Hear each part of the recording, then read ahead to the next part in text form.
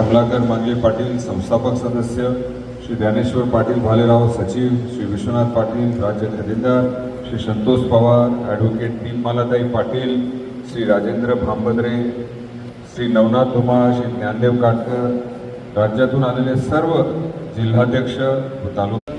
बोलता बोलता बरेच काही बोलून गेलो, भाषण लांबलं असं मला वाटत आहे. भूका लागलेली असते लोकांना, पण खूप बरं वाटलं. इथं जो समाधान मी प्रत्येक वेळेस जेव्हा जेव्हा बोलतोय तेव्हा काही लोक त्यांच्या प्रत्येकाच्या चेहऱ्यावर ते एक्सप्रेशन्स असतात, खरंच समाधानकारक आहे. मन लावून ऐकत आहे, कोणीही मोबाईलमध्ये पाहत नाही आहे, कोणी व्हॉट्सॲप चेक करत नाही आहे. बरं वाटलं तुमच्याबरोबर बोलायला, तुमच्याशी हितू साधायला. एक मात्र सांगेन, कोणत्याही अडीअडचणीसाठी छत्रपती संभाजीनगर ग्रामीण पोलीस अधीक्षक कार्यालय सदैव तुमच्या पाठीशी आहे. महाराष्ट्रातील प्रत्येक पोलीस अधीक्षक हा तुमच्या पाठीशी आहे. पुन्हा एकदा या कार्यक्रमासाठी बोलवल्याबद्दल खूप खूप धन्यवाद. जय हिंद, जय महाराष्ट्र. मानधन तुमचं आलेले आहे.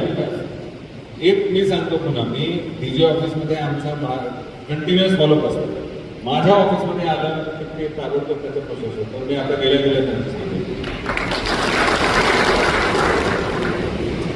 धन्यवाद सर. अतिशय सखोल आणि मार्मिक अशा शब्दामध्ये आपण जिल्ह्यातील सर्व पोलीस पाटलांना मार्गदर्शन केलं. नक्कीच या मार्गदर्शनाचा फायदा सर्व पोलीस पाटील घेतील. आणि खरं सांगतो साहेब, मी माझं व्यक्तिगत सांगतो आणि बऱ्याच पोलीस पाटलांकडून मी ऐकलेलं आहे की तुमच्या कार्यकाळामध्ये पोलीस पाटील हा जास्त संरक्षित आणि निडरपणे काम करताना आम्हाला पाहायला मिळाला आहे. कारण आम्ही पूर्ण जिल्ह्यावर जातो. अडचणी खूप तुम्ही आल्यापासून खूप कमी झाल्या, त्याच्या पहिले खूप जास्त होत्या, असं ओपनपणे सांगायला काय हरकत नाही.